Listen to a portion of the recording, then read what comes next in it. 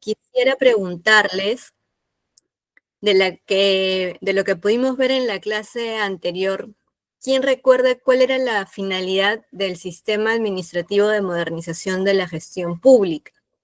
Porque este tema está muy relacionado a ello. A ver, ¿quién de los participantes, de estos 4 participantes muy puntuales, em, recuerda cuál es la finalidad del sistema administrativo de modernización de la gestión pública?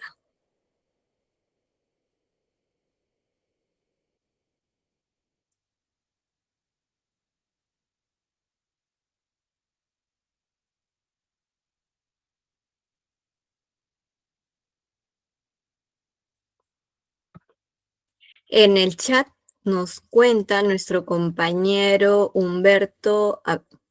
Muy buenas tardes, Humberto. Jesús nos dice la obtención de mayores niveles de eficiencia. Muy bien, Jesús. ¿Qué dicen nuestros demás compañeros? ¿Estamos de acuerdo con lo que dice?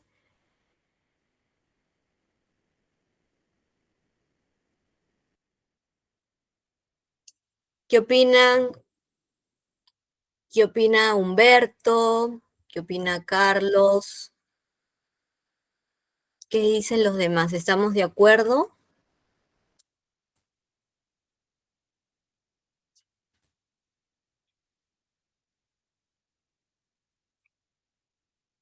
Recordemos que no hay respuesta mala ni buena, aquí todos estamos aprendiendo. ¿Qué nos dicen nuestros demás compañeros? ¿Qué dice Pedro, Humberto, Carlos? ¿Qué opinan? ¿Están de acuerdo con lo que comenta Jesús?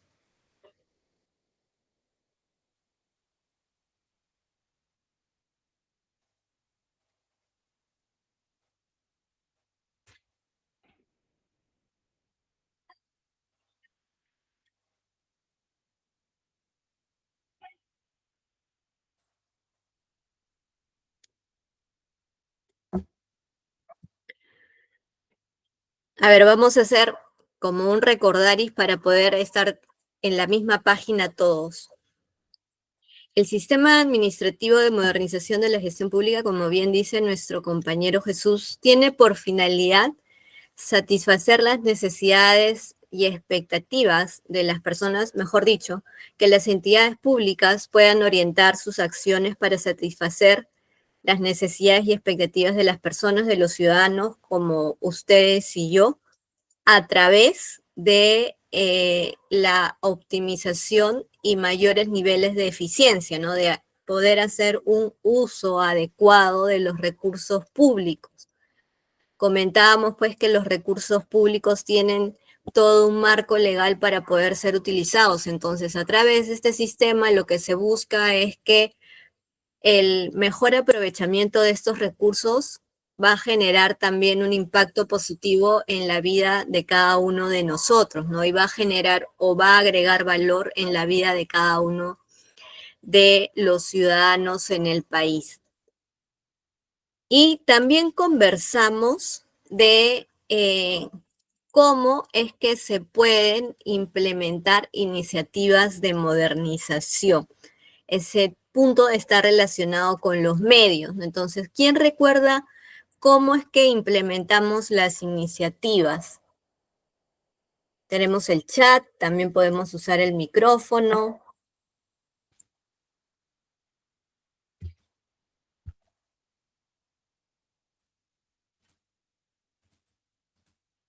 A ver, por acá nuestro compañero nos dice, Carlos, perdón, con procesos de mejora continua.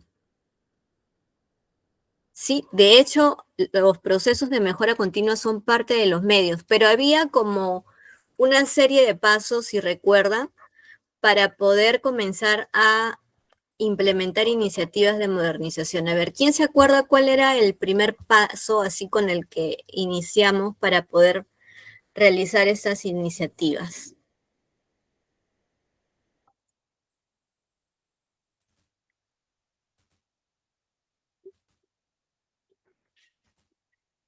A ver, les voy a dar una ayudadita. Por acá Humberto nos dice orientación al ciudadano. Identificación del problema. Perfecto, Jesús está muy atento. El primero tiene que ver con identificar la problemática, ¿no? O sea, tiene un poco de la metodología de la gestión de proyectos, ¿no? O sea, en todo proyecto, en toda tarea que queremos implementar, las mejoras que queremos realizar, siempre tiene que haber una identificación del problema, ¿no? Como un diagnóstico. Luego de ese diagnóstico, de poder identificar qué es lo que está ocurriendo en la organización, qué servicios se necesita mejorar, qué de repente proceso necesitamos actualizar, hacemos una priorización, ¿no? Porque la entidad puede tener varios problemas, varias demandas, pero tiene que priorizar cuál de ellas tiene una mayor afectación con el ciudadano. Y en base a eso se escoge, digamos, el tema que esté impactando negativamente o esté generando mayor dolor en la vida de las personas. Luego de eso viene la implementación de acciones, ¿no? Y para eso se utilizan los medios que vamos a ver el día de hoy. Y también se realiza mediciones, ¿no? Poder hacer ajustes de repente a lo que se está mejorando y con ello también poder tomar decisiones luego basadas en evidencia, ¿no? O sea, cómo es que se ha venido desarrollando las iniciativas de mejora para poder identificar cómo mejorar los diferentes aspectos, las diferentes problemáticas. El Sistema Administrativo de Modernización de la Gestión Pública ha establecido una serie de medios, que son los puntos que vamos a explicar el día de hoy. Como les decía, la reglamentación del Sistema Administrativo de Modernización de la Gestión Pública ha definido 9 medios. En realidad luego actualizaron a 10, pero inicialmente fueron 9. Hoy igual he incorporado los 10 para que podamos tener como el panorama completo, que se interrelacionan entre sí. Hay una relación entre cada uno, digamos, de los medios, de las herramientas con las que cuentan las entidades públicas. Y la finalidad de estos medios es que cada una de las instituciones pueda mejorar su gestión interna, porque mejorando nuestra gestión interna como entidad, podemos hablar de modernización, ¿no? De que hay una actualización de la forma como la institución está actuando para prestar servicios. Y digamos, el otro punto a favor de utilizar estos medios es que puedan mejorar la calidad de sus intervenciones públicas. Y cuando nosotros hablamos de intervenciones públicas, nos estamos refiriendo a las acciones que realiza el Estado, ¿no?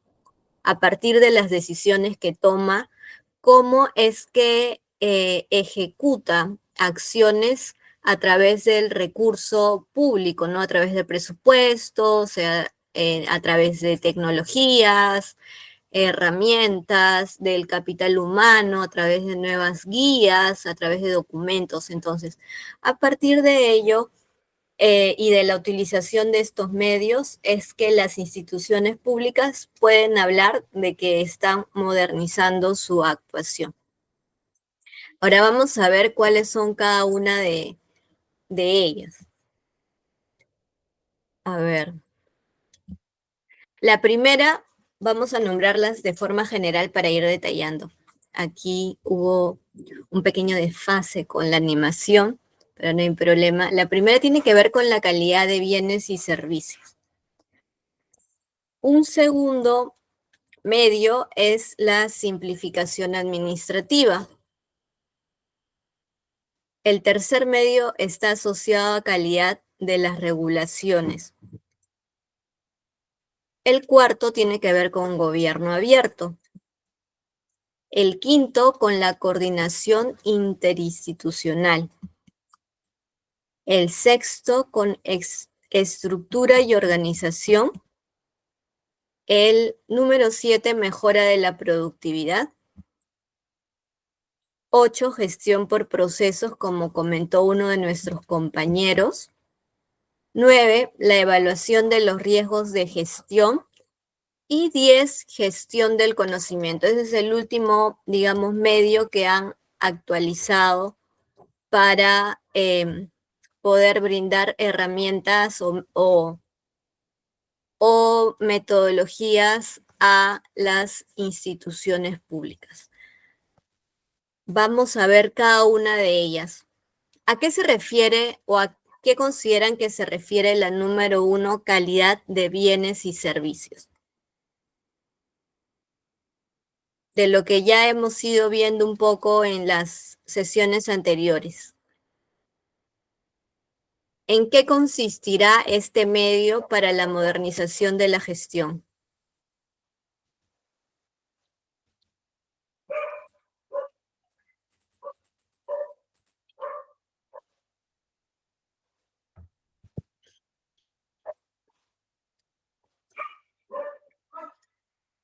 A ver, ¿quién me dice a qué se refiere el primer medio de este sistema administrativo?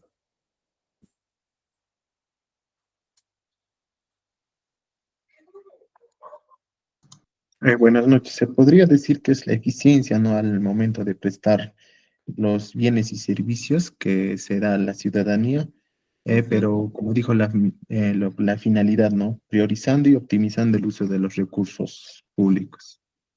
Perfecto. Muchas gracias, Jesús. ¿Qué dicen los demás compañeros? ¿Están de acuerdo con él?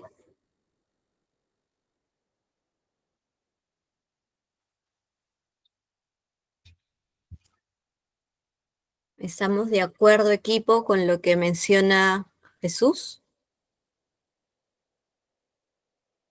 A ver, vamos a ver qué dicen. En el caso del medio vinculado a la calidad de bienes y servicios, lo que se espera es que las instituciones públicas puedan realizar acciones desde el diseño del proceso de elaboración del bien o servicio, ¿no?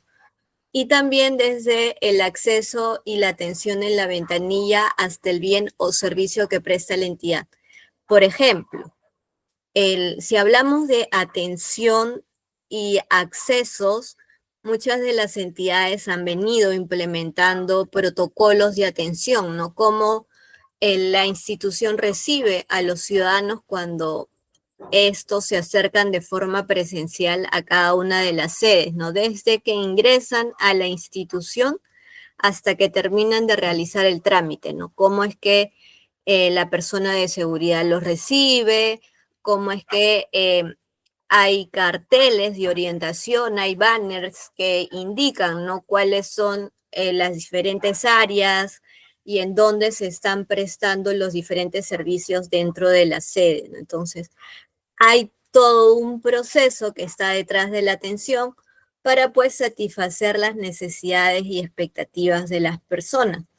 Si hablamos desde la parte de la producción de un bien o servicio, esto implica pues desde el diseño, ¿no? Desde la concepción del bien o servicio que tiene la institución y toda la cadena de valor, o mejor dicho, los eslabones que forman parte hasta la entrega del mismo servicio al ciudadano, ¿no? ¿Cuáles son los actores que pasan por cada una de estas etapas hasta que se brinde el servicio, ¿no? Porque el ciudadano lo que recibe ya es el servicio listo para que lo pueda utilizar o el trámite para que pueda realizar alguna gestión.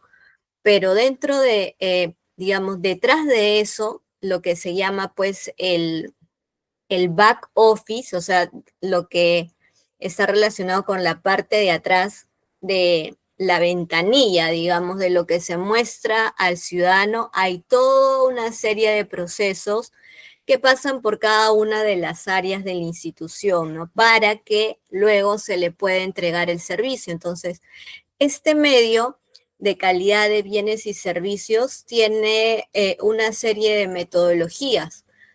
Yo, por ejemplo, les contaba la semana pasada que yo trabajé en la presidencia del Consejo de Ministros en la Secretaría de Gestión Pública que es la rectora de todo este proceso de modernización, como habíamos visto la semana pasada.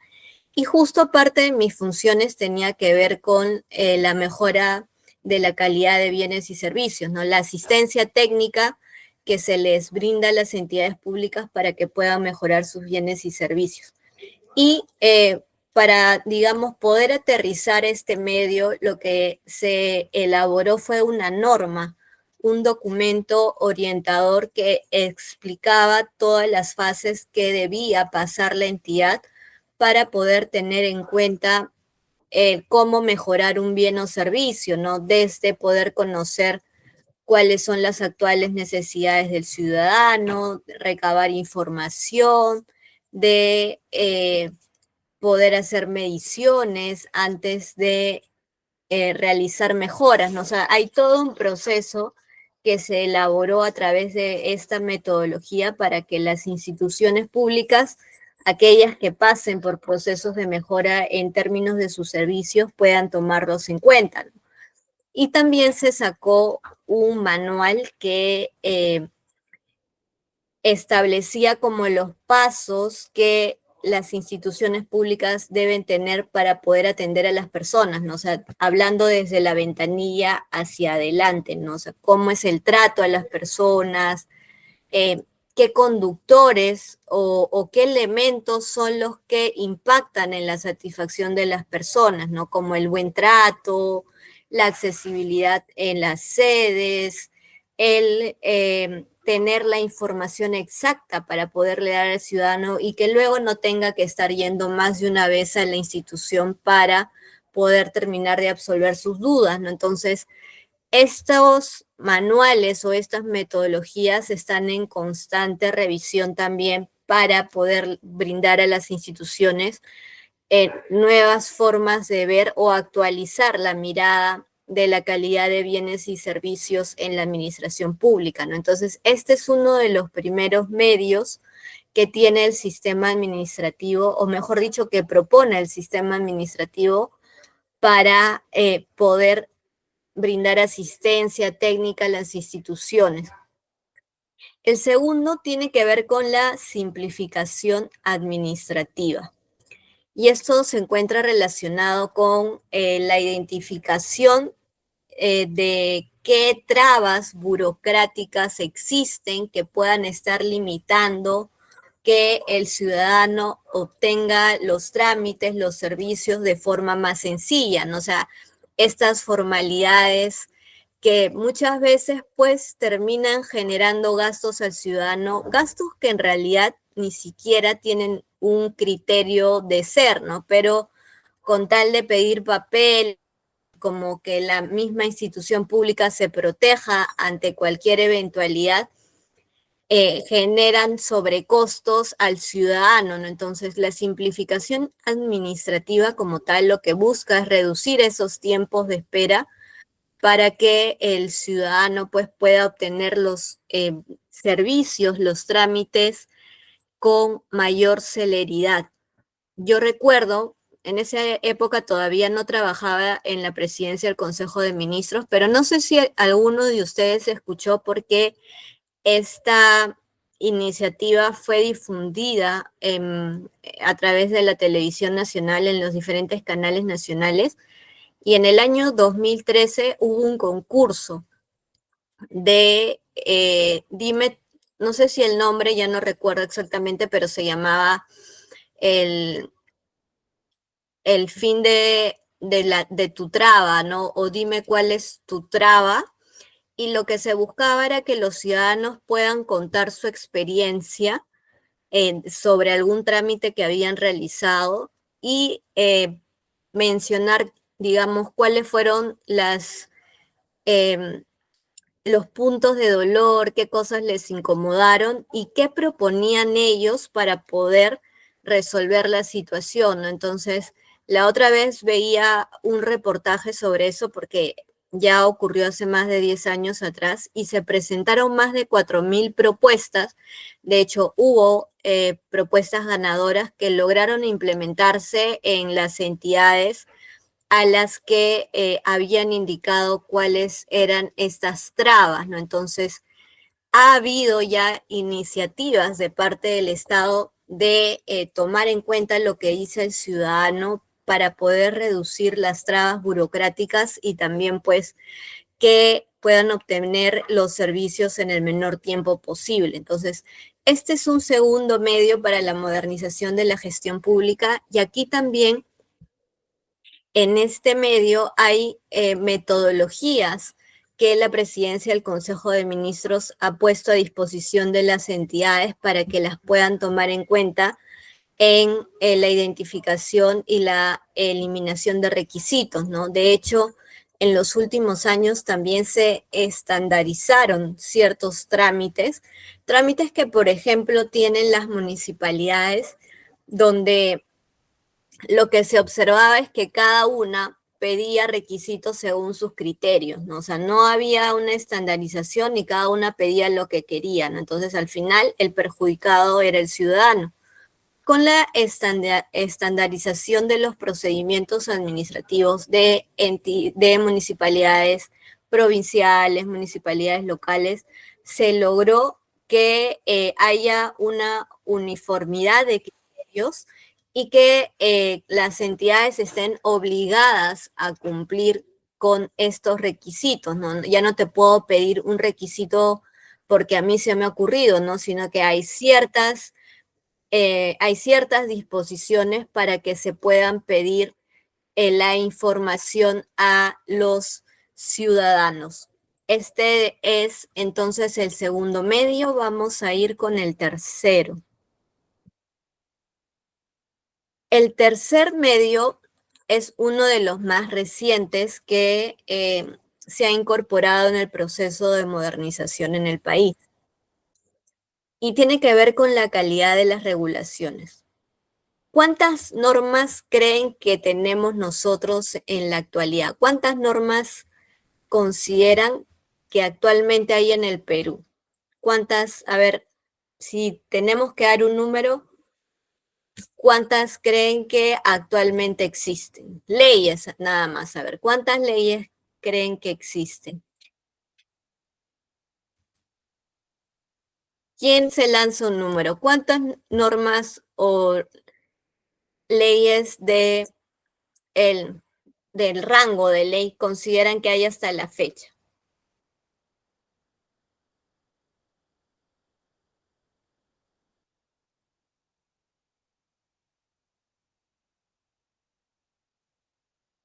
¿Quién, a ver, se lanza a decir un número?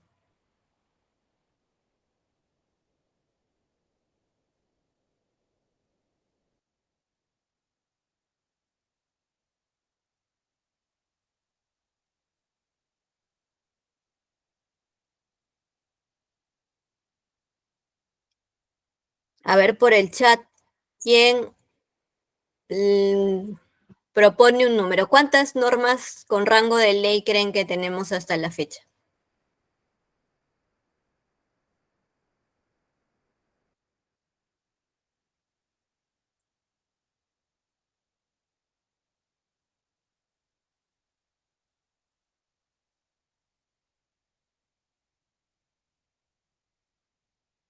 ¿Nadie se anima?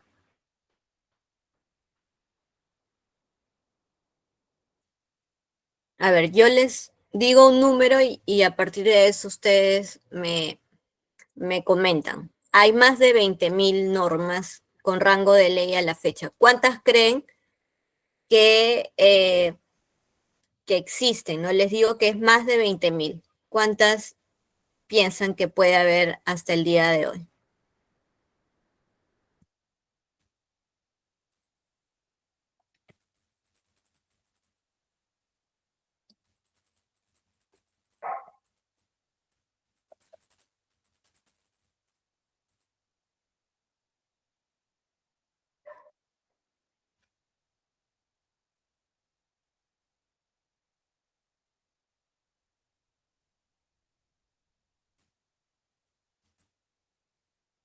Por acá en el chat nos dicen 40.000, nos dice Jesús. Un poquito menos de 40.000. ¿Qué dicen los demás?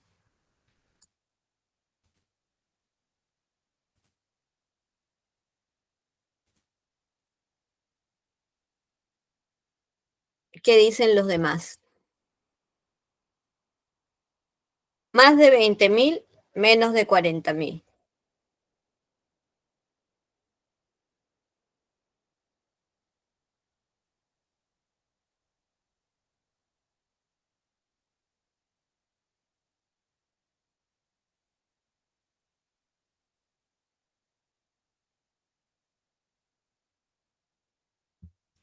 A ver, ¿qué dicen los demás?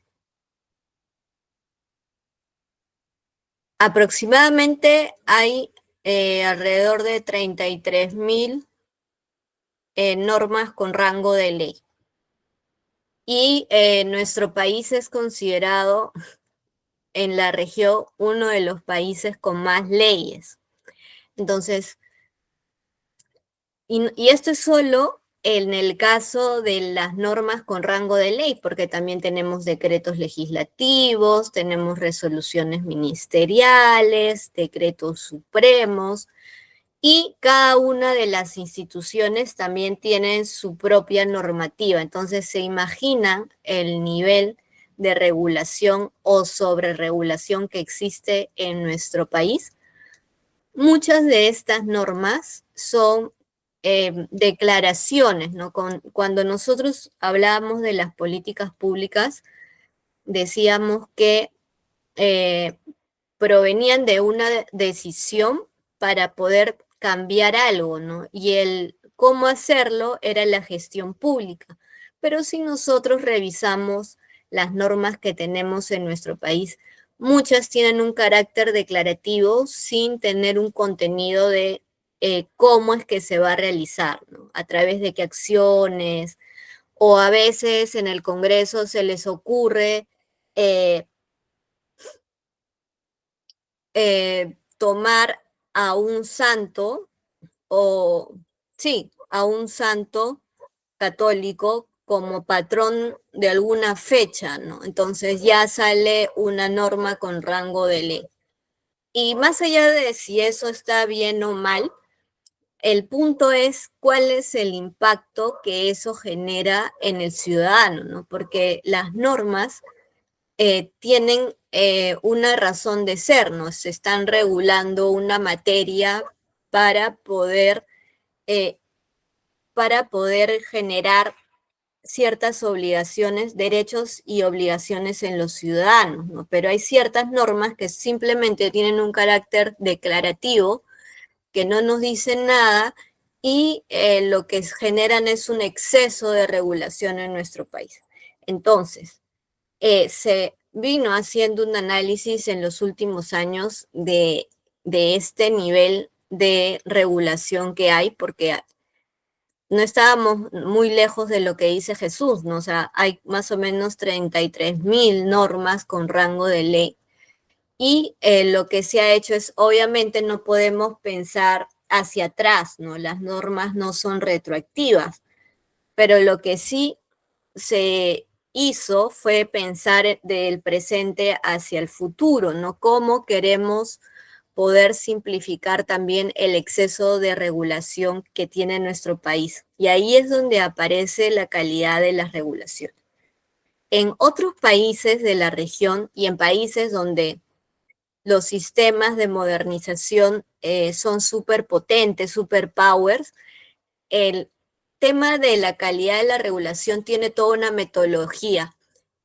Y de hecho, aquí también se viene implementando la metodología de calidad de impacto regulatorio, ¿no? Eso quiere decir que los congresistas o cualquier ministerio, cualquier entidad pública, eh, antes de proponer una norma o al proponerla, tiene que tener en cuenta varios elementos, ¿no? Y el principal de ellos es cuál es el impacto positivo en el ciudadano y qué costos le va a generar al Estado implementar este tipo de regulaciones, ¿no? Entonces, como vemos en la diapositiva, las regulaciones tienen que responder a objetivos de política pública, ¿no? Se tienen que generar cambios en la sociedad, no solamente es decir que el Perú a partir del día de hoy considera a X santo como patrono de alguna institución, ¿no? Sino que tiene que generar un verdadero cambio en nuestra sociedad. Y la calidad de las regulaciones lo que propone es poder tomar las decisiones sobre la base de evidencia, ¿no? La metodología, de hecho, establece una serie de pasos que las instituciones públicas tienen que cumplir para que esa norma pueda ser aprobada, ¿no? Para que pueda tener el visto bueno de que va a tener un impacto en la ciudadanía.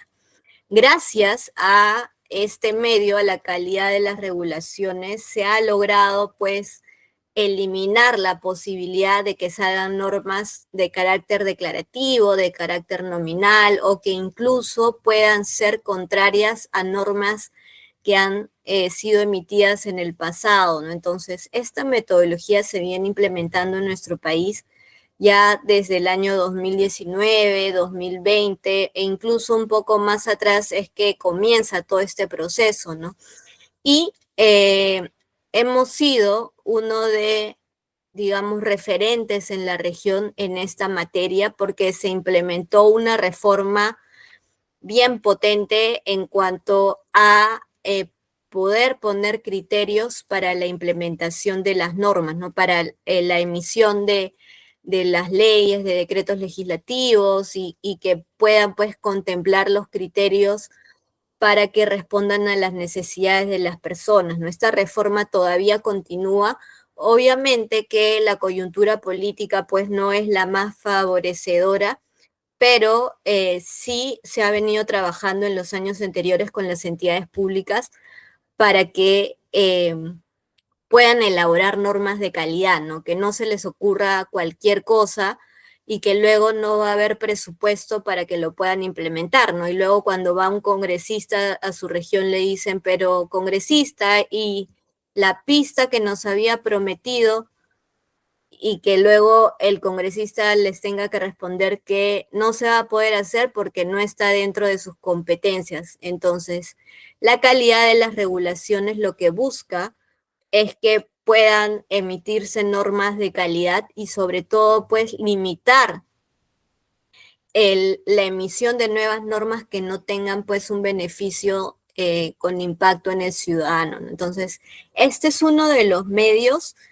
de los que nuestro país ha sido referente en los últimos años, ¿no? Porque hubo toda una apuesta por que las entidades aprendan de esta metodología para que puedan salir normas de calidad.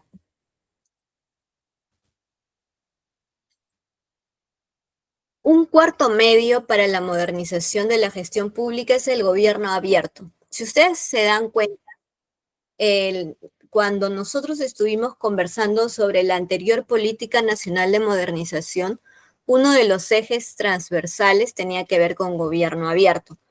Y este ha sido tomado en cuenta también dentro de la reglamentación del sistema administrativo de modernización, que es como el gorro del cual decantan las políticas en materia de modernización en el país, ¿no? Y el gobierno abierto está entendido pues que nosotros como ciudadanos podamos tener información y podamos participar de la toma de decisiones y la mejora de los servicios en nuestro país, ¿no? Esta es una de las apuestas también que se ha venido implementando en los últimos años. Creo que hasta el año 2024 iban en el quinto foro de gobierno abierto y lo que se buscaba era poder incluir tanto a ciudadanos como organizaciones de la sociedad civil para que se puedan tomar las decisiones de qué tipos de mejoras se tendrían que realizar en cuanto a bienes, en cuanto a servicios, ¿no? Este medio también y las metodologías que se han realizado en cuanto a gobierno abierto nos ha puesto en los últimos años también como un referente hacia países de la región, porque se establecieron una serie de mecanismos para que tanto las organizaciones como las entidades públicas puedan trabajar en conjunto. Y esto lo que ha permitido también es que se puedan sacar data de cómo se ha venido trabajando en las instituciones, ¿no? Si uno revisa los portales de transparencia de cada una de las entidades, debe haber información que esté abierta, esta data abierta también, que el ciudadano puede tener acceso, ¿no? Entonces, este es otro medio para la modernización del Estado. El quinto tiene que ver con la coordinación interinstitucional. Este medio, digamos, es un poco más aterrizado, o sea, es mucho más entendible porque habla pues de cómo es que generamos que las diferentes entidades públicas puedan coordinar, cómo logran unirse para poder brindar servicios de calidad.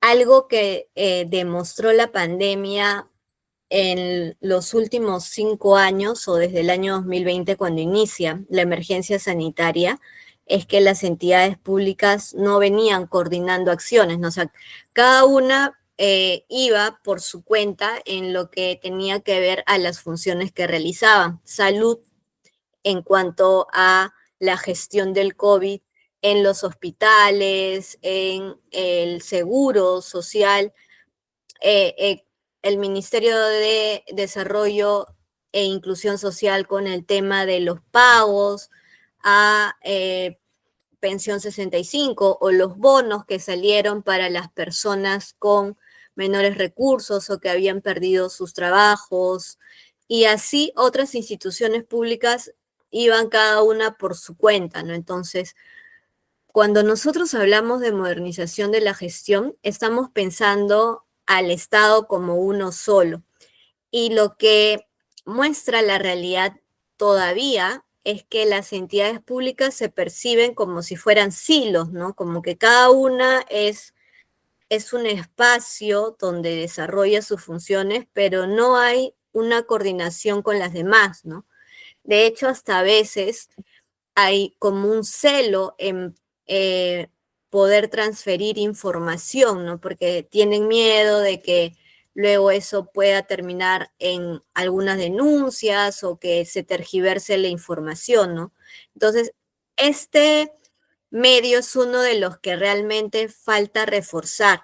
Muchas de las reformas que tenemos en nuestro país, de estos intentos por mejorar a nivel político, a nivel de gestión, se han quedado frustrados por la falta de coordinación interinstitucional. ¿Y por qué esto es tan importante, no?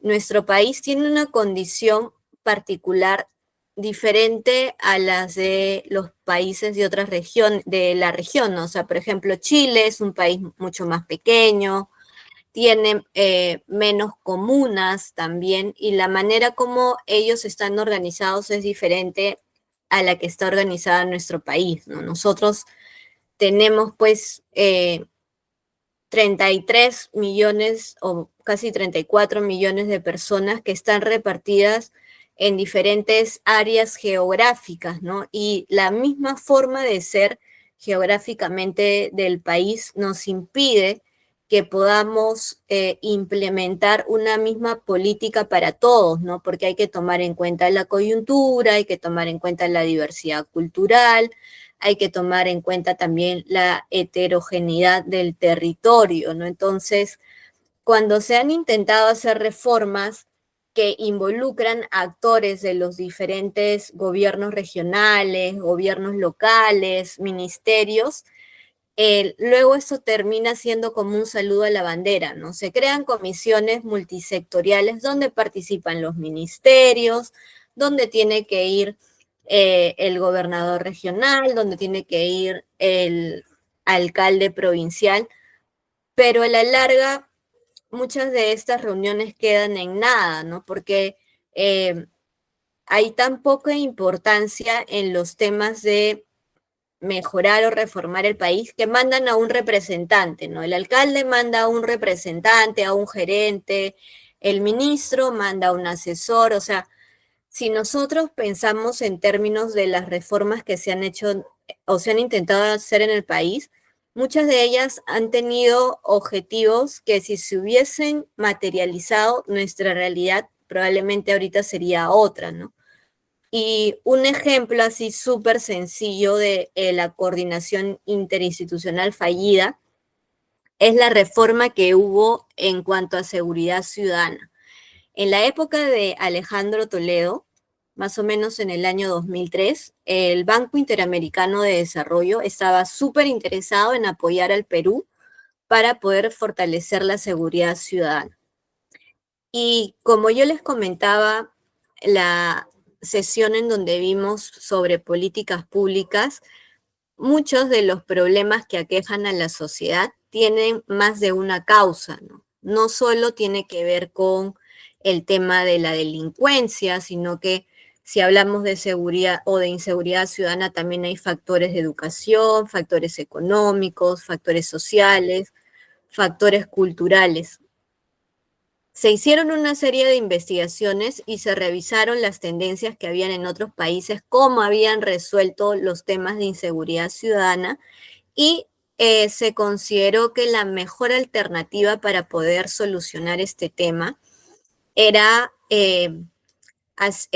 implementando un sistema nacional de seguridad ciudadana, ¿no? Es un sistema donde la cabeza sea el presidente representado por el ministro del Interior y también por la más alta autoridad de la policía, ¿no? Que es la que tiene que ver con el tema de la seguridad a nivel local.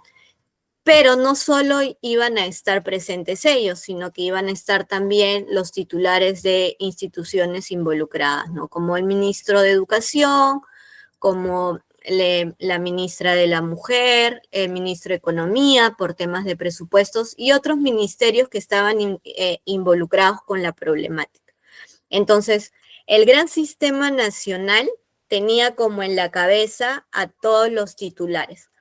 Y lo que se estaba apostando era que en cada nivel subnacional iba a haber esta misma fórmula, ¿no? Si esto se estaba dando en el nivel nacional, bajábamos un peldaño más al nivel regional y teníamos pues al gobernador regional, con el jefe de la policía del territorio, con el gerente del gobierno regional involucrado con la seguridad ciudadana, con el gerente involucrado con temas de desarrollo social y un último peldaño tenían que ver con las municipalidades locales. Igual, el alcalde municipal con sus gerentes vinculados a la materia y también representantes de los ministerios que iban bajando según el nivel del sistema. Han pasado más o menos 22 años porque este sistema todavía sigue. O sea, actualmente el Sistema Nacional de Seguridad Ciudadana sigue, solo que nosotros como ciudadanos no vemos nada de resultados porque una de las principales fallas que tiene es la poca o nula coordinación que hay entre las diversas instituciones, ¿no? O sea, desde la importancia política que le dan al tema, los pocos recursos que pueden tener, la capacidad técnica para poder proponer acciones o cómo involucrar a la ciudadanía, ¿no? Entonces, hay una serie de reformas, de intentos de mejora en nuestro país que han tomado en cuenta esta necesidad de que los actores coordinen, pero al final nunca o son pocos los resultados que se han mostrado, ¿no? Y eso también prueba las debilidades que tiene nuestro proceso de descentralización. Entonces, si nosotros queremos pensar en un Estado moderno, en un Estado que pueda resolver las diferentes demandas que tiene la población, el tema de la coordinación interinstitucional es algo que se tiene que resolver, porque de otra manera, todas las acciones que hagan las instituciones públicas van a ser como pequeñas islas, ¿no? Y lo que estamos viendo ahora con el tema de la inseguridad que ha llegado a niveles que jamás antes se habían ejecutado en el país, es una muestra de eso, ¿no? De la poca coordinación que hay entre los diferentes actores y de la poca importancia política que hay para que cada uno de esos actores se siente a coordinar y realmente hagan las cosas, ¿no? Entonces, si no hay incentivos para coordinar, muchas de las acciones que desarrollan las entidades públicas pues quedan en nada, ¿no? Y no solo eso es lo más triste, sino que están destinando recursos que no vamos a ver pues un resultado concreto, ¿no? Entonces, este es uno de los medios más débiles que tiene el país desde muchas décadas atrás por el mismo proceso de descentralización que tenemos, ¿no? O la misma centralización que tiene el país, que las decisiones se toman desde Lima. Entonces, hay que tener en cuenta esto también para el examen, que es uno de los, digamos, medios más débiles y sin embargo más importantes para poder modernizar y sostener las mejoras que necesita nuestro país. El sexto medio tiene que ver con estructura y organización.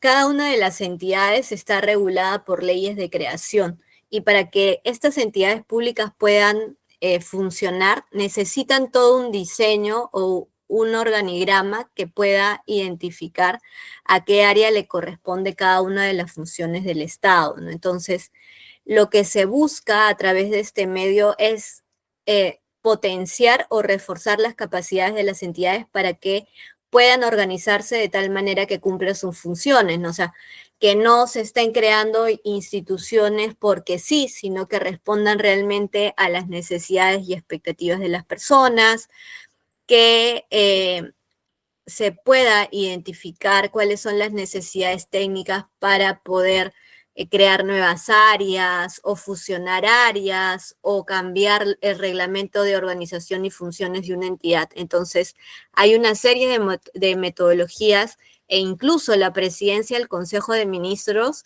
tiene la potestad de la opinión técnica para poder revisar los reglamentos de organización y funciones de entidades que los quieren, digamos, realizar actualizaciones para decirles, oye, esto no es legal o esto de aquí te va a generar más recursos o no tienes los recursos necesarios o no tiene un sentido que se estén realizando estos cambios, ¿no? Entonces, hay una serie de filtros para que el diseño institucional de las entidades también puedan responder a las necesidades y expectativas de las personas, ¿no? Hay muchos intentos de crear nuevas entidades o reducir ministerios, pero todo eso pasa por un análisis de costo-beneficio para saber si realmente están respondiendo a lo que los ciudadanos quieren, ¿no? Entonces, este también es otro de los medios que es muy importante para garantizar que las entidades puedan responder a nuestras necesidades. El séptimo medio tiene que ver con la mejora de la productividad. Como comentaba nuestro compañero Jesús al inicio de esta sesión, lo que se busca con la modernización no solo es el poder satisfacer nuestras necesidades y demandas, que de hecho es algo muy importante y clave para la vida de nosotros como peruanos, pero también detrás de ello viene el uso de forma eficiente de los recursos, ¿no? Cómo es que se obtienen los objetivos que persigue el Estado en función a el buen uso del dinero que tenemos como parte de los recursos públicos, ¿no?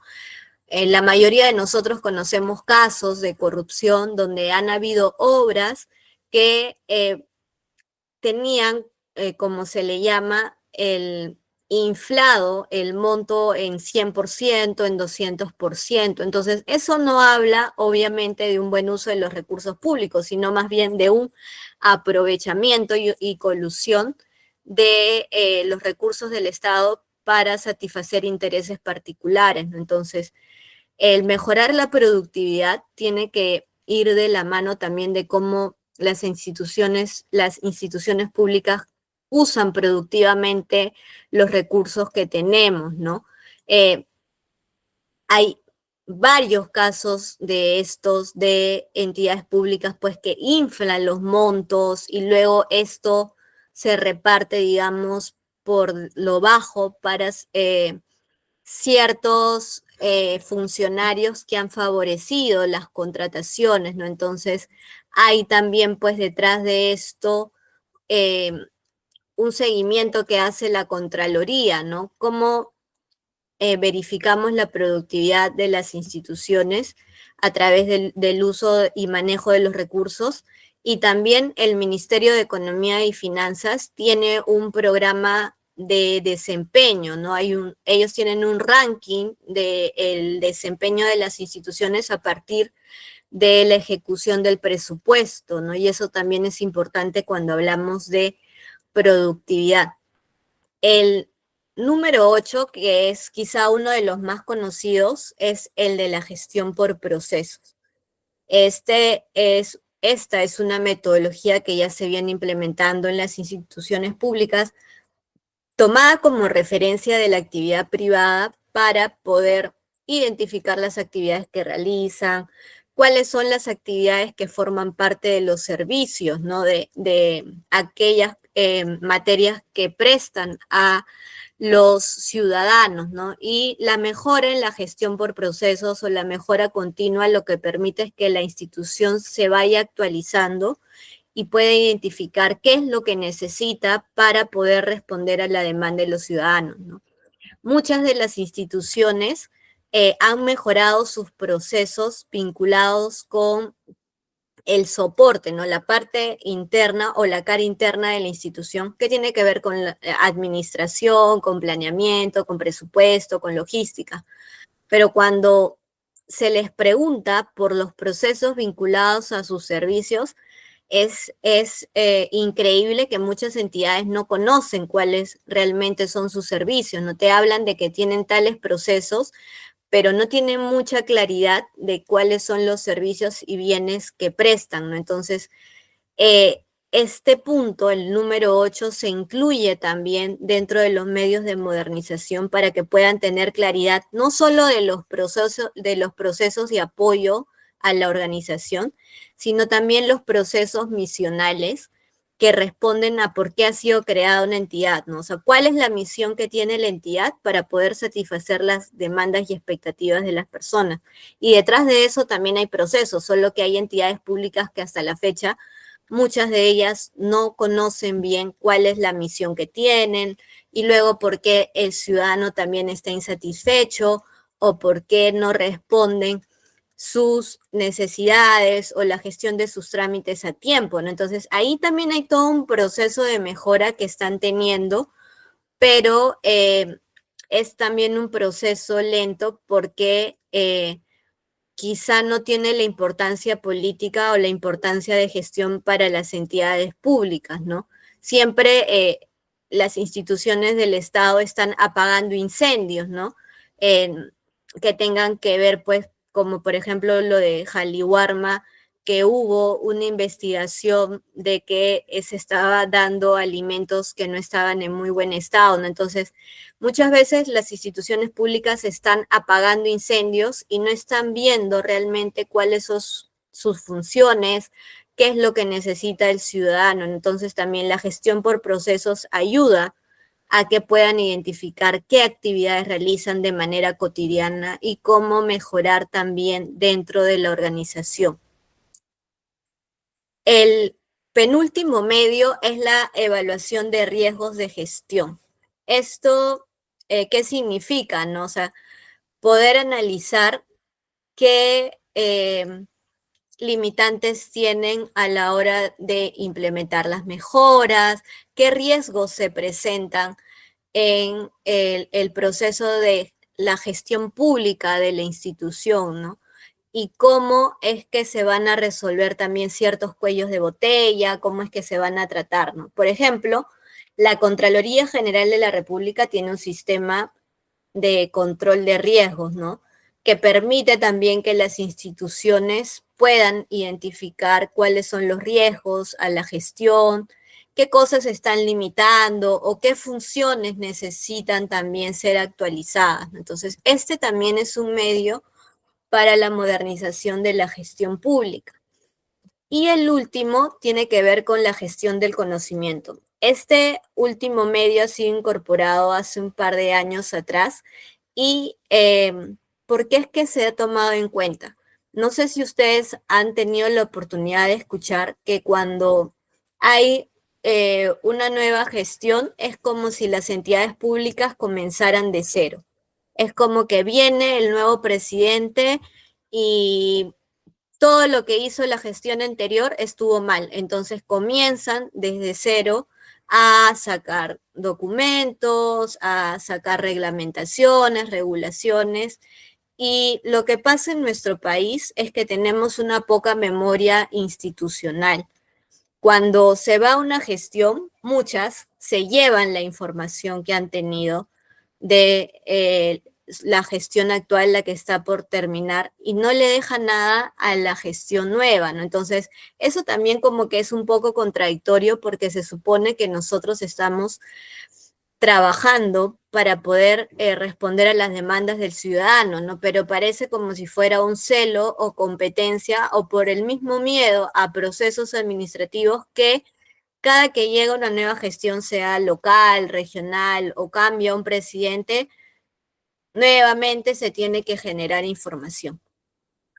Y esto no solo perjudica en términos de tiempo, ¿no? Porque hay que recabar nuevamente lo que se vino realizando en los años anteriores, sino que también nos genera costos en cuanto a la ejecución de recursos públicos, ¿no? Porque es como si un alcalde viniera y dijera, no, que este bypass que hizo el alcalde anterior está mal, lo van y lo comienzan a demoler, sin necesidad de que haya habido pues un análisis técnico, un análisis de costo-beneficio, y comienza a ser otro, que probablemente va a tener los mismos resultados que el bypass anterior. Ahí no solo ha habido una pérdida de tiempo y con una contratación que no tiene un sentido o un fin que sea positivo para el Estado, sino también que hay un mal uso o un desaprovechamiento de los recursos públicos. Entonces, lo que se busca con la gestión del conocimiento es que se pueda permitir que las instituciones guarden una memoria institucional, ¿no? Que yo, por ejemplo, como Rocío, renuncio el día de hoy al Ministerio del Ambiente, me llevo toda mi información y mis demás compañeros no saben todo lo que yo hacía.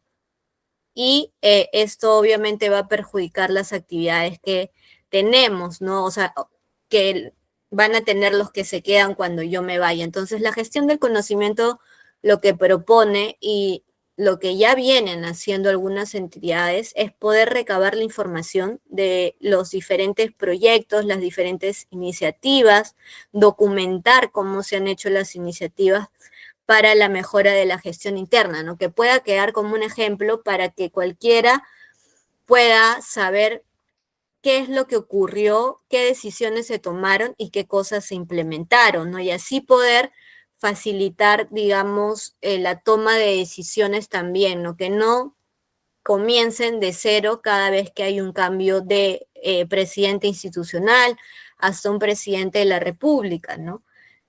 Eso es una práctica que viene ya de décadas pasadas, ¿no? Es como que nuestro país se volviese a refundar cada vez que hay un nuevo gobierno, ¿no? Y ahí también pues se pierde tiempo, se destina el capital humano para poder recabar nuevamente información o se considera que todo lo que se hizo la anterior gestión estuvo mal, ¿no?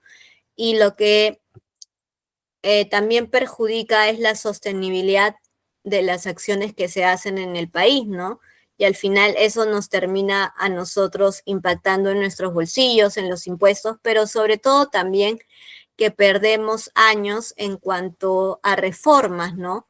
Si esto lo pensamos en el caso de educación, cada vez que viene un nuevo ministro, una nueva gestión, comienzan a tener nuevas iniciativas que probablemente son contradictorias con lo que se venía haciendo, ¿no? Entonces es un comenzar de cero cada 5 o 6 años y no tenemos pues sostenibilidad de las políticas o de las reformas como sí lo tienen otros países donde vienen aplicando acciones de más de 20 años, 30 años, que le dan legitimidad a los procesos, ¿no? Entonces, este punto también es importante y es uno de los más débiles que tiene el Estado peruano, ¿no? Que no tenemos información para documentar, no tenemos sistemas integrados y eso la misma pandemia también lo reveló. ¿Hasta aquí hay alguna duda, hay alguna consulta sobre los 10 medios para la modernización de la gestión pública?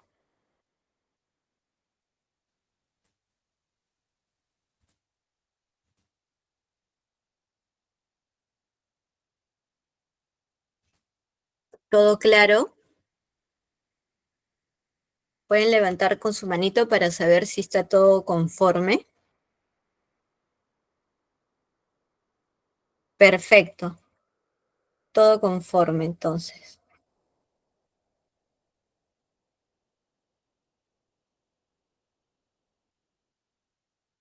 Bien, y vamos a entrar a la última parte de esta sesión, que tiene que ver con los retos de la modernización, además de estos retos que ya les he comentado. Y que de alguna forma resume lo que hemos visto, ¿no? El reto más grande que tiene la modernización en nuestro país es que los bienes, los servicios, las regulaciones que existen no responden a las necesidades y expectativas de las personas, ¿no? Y por tanto no se crea valor público.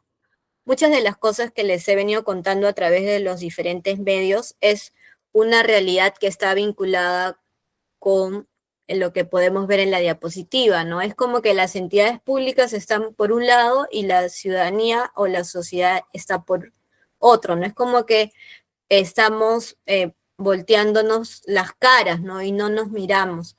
Entonces, el hecho de que nuestras necesidades y expectativas no sean cumplidas por las instituciones públicas es un cuestionamiento de la institucionalidad de nuestro propio Estado, ¿no? De la capacidad que tiene para resolver los problemas que nos aquejan a cada uno de los 33 millones de ciudadanos, ¿no? Ese 0.5% que tiene de, o 5% si es que no me equivoco, de aprobación la presidenta es una imagen de esto, ¿no?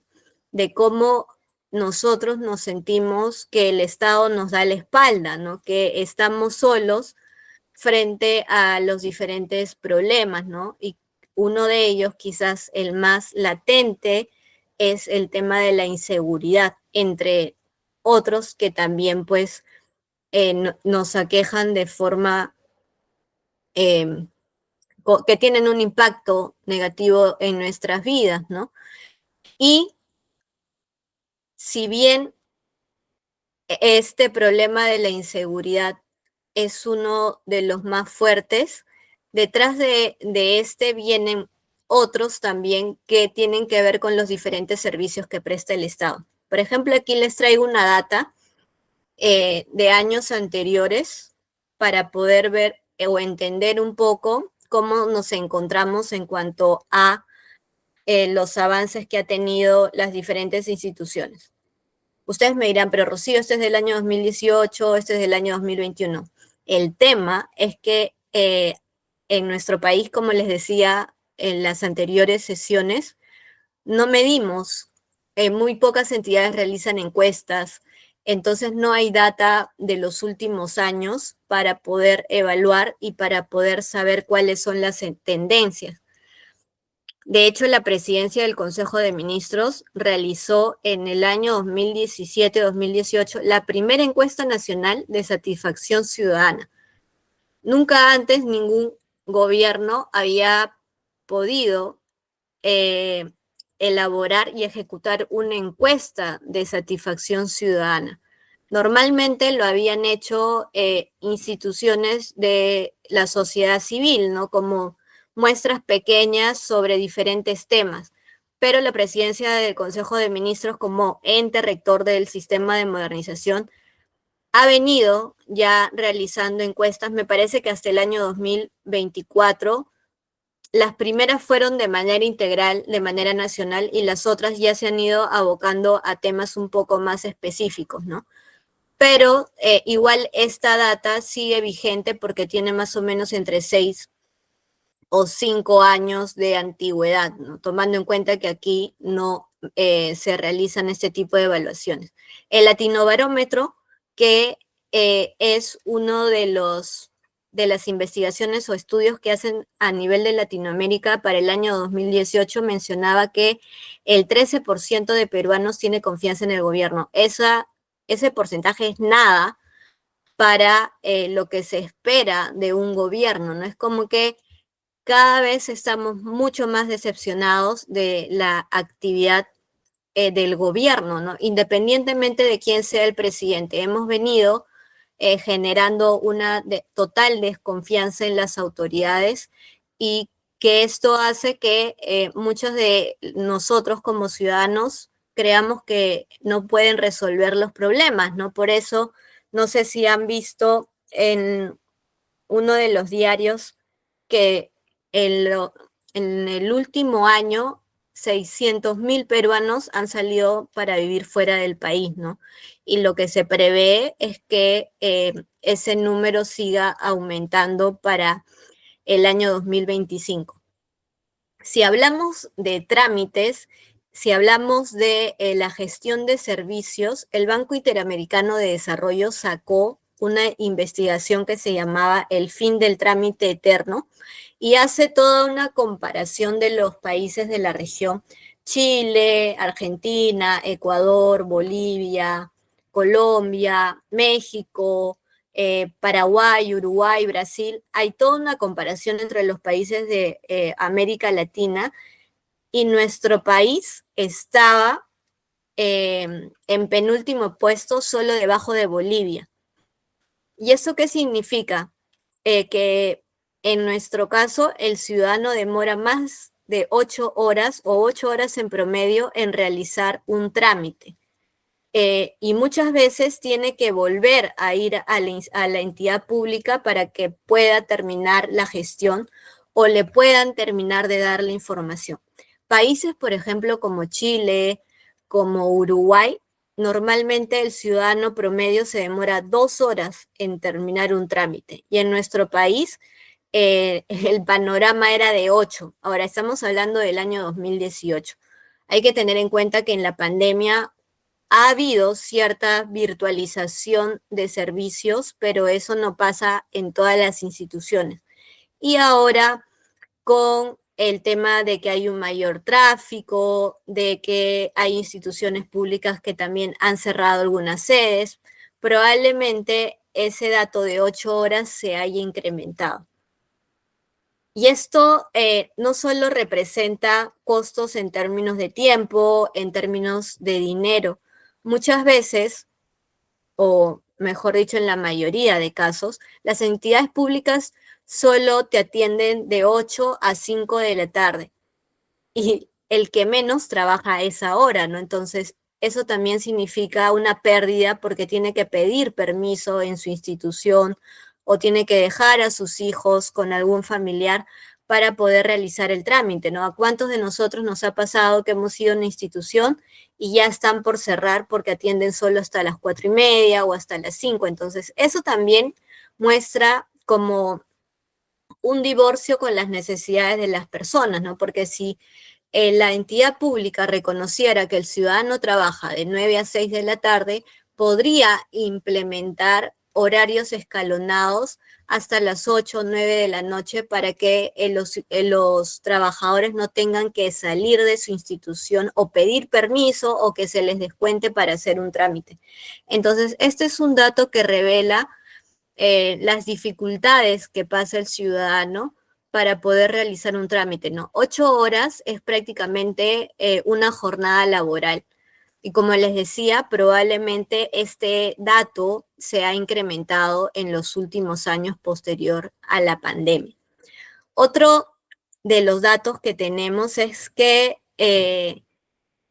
el tema de la demora en las atenciones, en las colas y las ventanillas generan un impacto negativo en la satisfacción de las personas, ¿no? O sea, el hecho de tener colas, el tener que pasar varias horas para que te puedan atender, es algo que genera insatisfacción en la vida de los ciudadanos, ¿no? Y ahora, si esto lo extrapolamos al caso del seguro social, donde la gente se demora meses para que le puedan dar una cita, probablemente 3 meses para que le den el resultado de un examen que se lo tomaron en octubre del año pasado y recién en enero le estén dando, eso implica o gatilla en la insatisfacción del ciudadano, ¿no? Entonces, hay muchas debilidades todavía que hay que resolver, pero es importante también que como ciudadanos tengamos esta data, ¿no? Si nosotros estamos interesados en querer saber sobre modernización o querer formar parte del sector público, saber cuáles son las limitantes que existen, es importante también como para comenzar a mirar desde otra perspectiva y con más empatía al ciudadano. Y aquí les quería dejar un dato de la vida real que nos va a permitir poder entrar en la próxima sesión a hablar de la Política Nacional de Modernización de la Gestión Pública. Y él, si ven en la imagen, es un niño, él es Roberto. Roberto vivía o vive en una localidad del Cusco, en la parte periférica del Cusco, no en Cusco ciudad, sino en la parte periférica. En la zona donde vive Roberto no hay conectividad ni a radio ni a el internet. Entonces muchas veces Roberto, y así como Roberto sus compañeros, tenían que trasladarse más de 4 horas para poder llegar a una parte, digamos, de la montaña donde pudiera haber acceso a la radio o pudiese haber mayor conectividad de internet y que tuviera la oportunidad de escuchar las clases de que hubieron en la pandemia, estas clases virtuales de Aprendo en Casa. Tanto Roberto como muchos de sus compañeros tenían que trasladarse 4 horas para poder llegar hasta una antena de radio o donde hubiese conectividad para que puedan ver el programa por la señal de internet. Pero no solo eso es una de las limitantes que tenía Roberto, sino que además de ello tenía un bajo rendimiento escolar.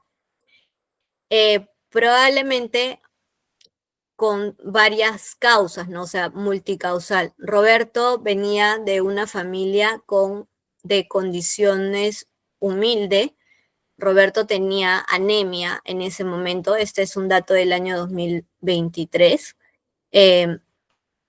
Roberto era uno de los 4 hermanos que pertenecían a su familia y no solo tenía que estudiar, o sea, movilizarse para estudiar, sino que también en las tardes tenía que apoyar a su familia en las labores pues de ganadería, las labores agrícolas que permiten que puedan sustentar su alimentación y también pues generar recursos a la familia, ¿no? Entonces, con toda esa realidad, Roberto tiene un bajo rendimiento escolar.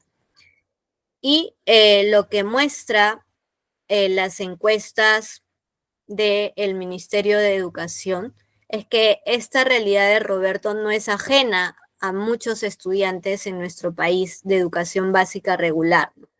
Los estudiantes de educación básica regular, como podemos ver en la lámina, tienen en comparación a los resultados de aprendizaje del ámbito urbano un desempeño mucho menor por las mismas condiciones que les mencionaba, ¿no? El bajo rendimiento escolar no solo es por el hecho de que no hayan entendido la clase, sino que hay factores multicausales, ¿no? El tema de alimentación, el tema de pobreza, el tema de conectividad, de acceso a la educación y sobre todo que a su corta edad también trabajan, ¿no? Entonces, ¿qué necesita Roberto o un niño como Roberto? Además de un colegio en buenas condiciones, necesita docentes, necesita materiales educativos, necesita equipamiento, necesita alimentación saludable, necesitan también vacunas para poder reforzar. Ahora, si nosotros miramos el problema, ¿de qué nos podemos dar cuenta cuando hablamos de que necesitan varios elementos, ¿no? El colegio, docentes, materiales, equipamiento, alimentación, vacunas, accesos? ¿De qué nos estamos dando cuenta allí?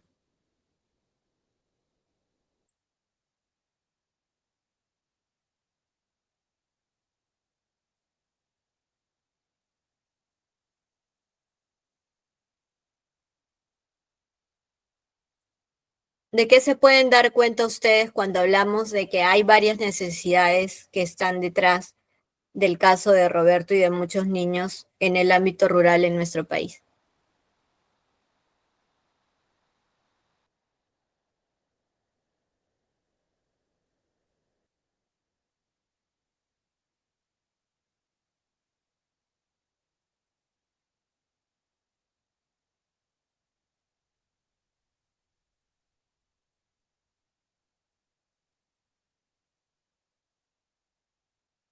Jesús nos dice que no hay un trabajo transversal.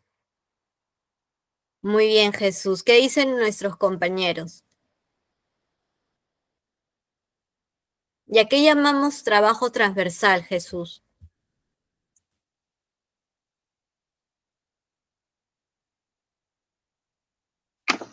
Bueno, es como lo dijo en la gestión de procesos, que era el punto número 8, Ujú, que las entidades públicas no están articuladas entre sus unidades, ¿no? Entonces cada ujú. uno Esa trabaja por sería su la lado. 5, la coordinación interinstitucional.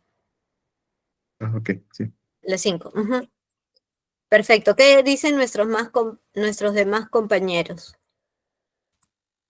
¿Qué dice Humberto? ¿Qué dice Pedro?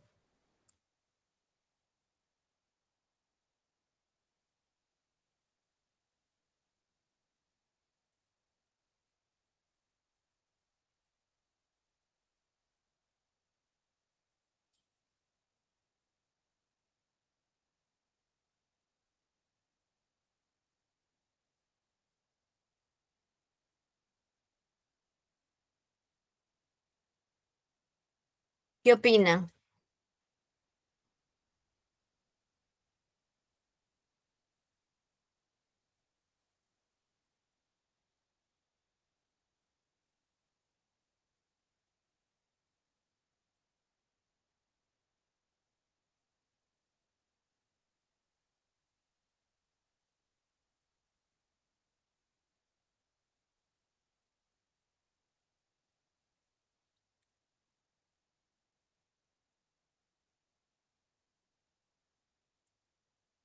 Recordemos que no hay respuestas buenas ni malas. Aquí todos estamos aprendiendo. ¿De qué nos damos cuenta cuando vemos un caso como el de Roberto, que es un ejemplo de muchos niños a nivel del ámbito rural?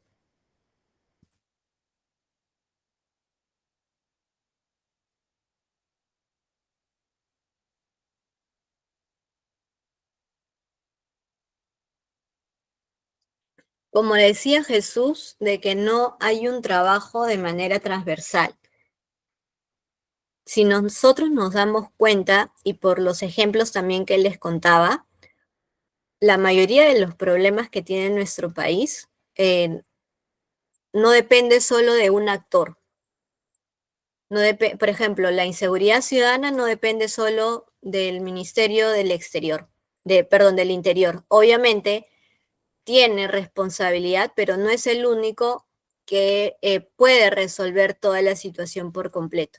Cuando estamos hablando de casos como el bajo desempeño de niños del ámbito rural en temas educativos, no solo es el Ministerio de Educación el único responsable de revertir la situación y de que los niños pues, puedan tener un mejor acceso y educación de calidad. Hay más de un actor y muchas veces son la mayoría de los ministerios de los titulares los que están involucrados.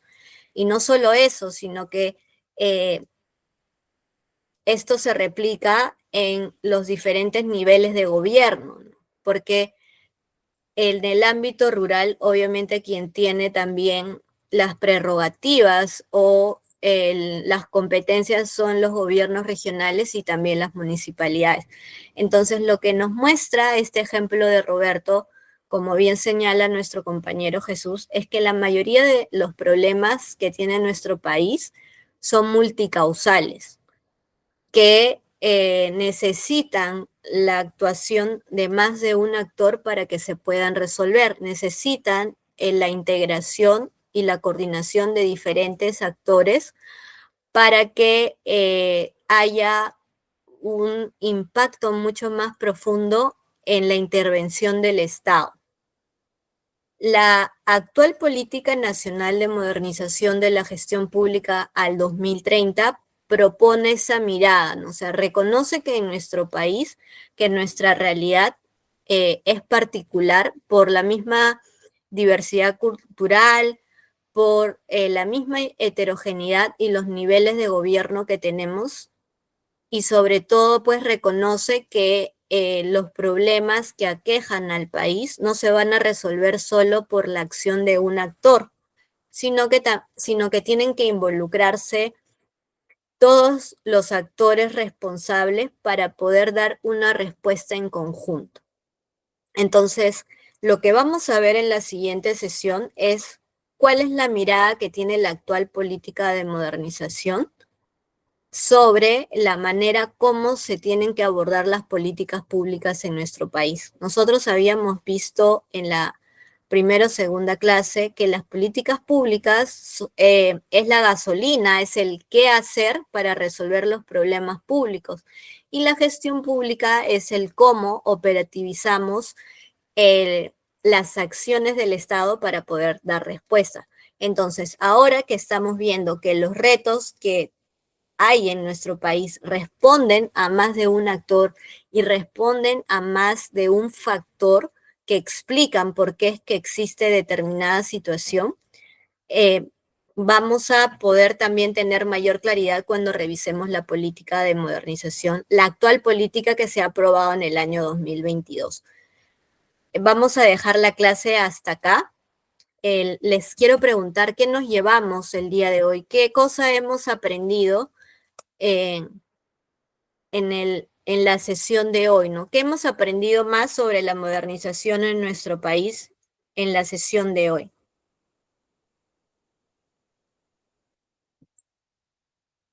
¿Qué nos dice Humberto, Pedro?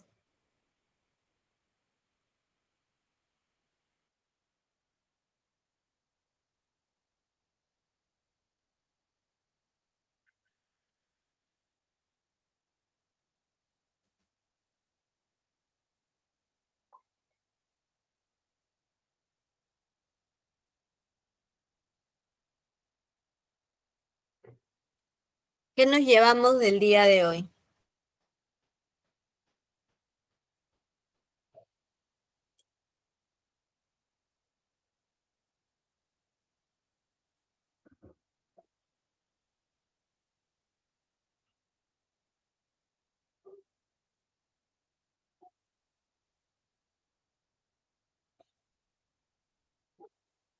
¿Qué nos llevamos hoy? A ver, de lo que hemos visto en la sesión.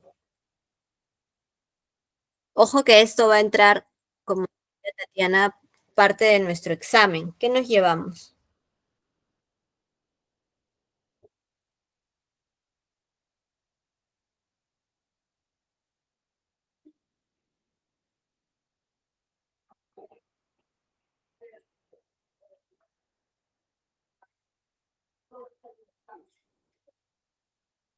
¿Qué dicen? ¿Qué hemos aprendido? Creo que no están Pedro ni Humberto. Muy bien, la clase ha sido para Jesús. Jesús, ¿qué te has llevado de la sesión de hoy?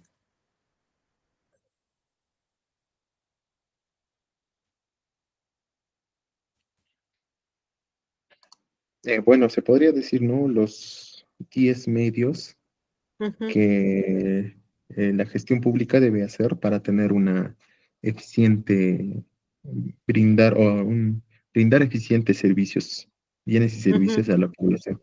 Y también los retos que el Perú debe seguir para lograr esa eficacia, ¿no? Que le falta todavía. ¿Te hace sentido esta mirada multicausal de los retos que estamos teniendo? ¿Podrías repetirme? Es que la escuché entrecortada. Ah, ok. Si te hace sentido esa mirada multicausal, ¿no? ¿Te hace sentido por qué quizás no hemos tenido los resultados esperados? Sí, justamente porque, como lo dije anteriormente en mi anterior participación, no hay esa articulación, ¿no? Que deben tener Ujú. las entidades públicas entre sus diferentes unidades y también la poca participación ciudadana que le da, ya que muchos de nosotros no tomamos importancia a las decisiones que el Estado toma y ya, pues tenemos que, como decir, apechugar y ya, nada más, ¿no? Seguir adelante. Bueno, eso sería.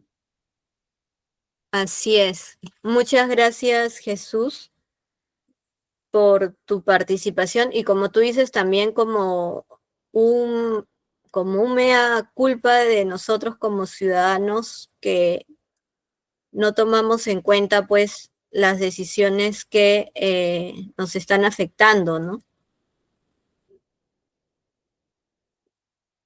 Y eso es, creo que eso es muy valioso de lo que has mencionado ahora último, ¿no? Que como ciudadanos tampoco tenemos interés en conocer qué es lo que está haciendo el Estado, ¿no? Y en qué se están invirtiendo el recurso público que al final es nuestro. Entonces, vamos a quedarnos aquí. Tatiana, te doy el pase y ya continuamos en la sesión del día miércoles, en la penúltima sesión del curso de modernización de la gestión pública.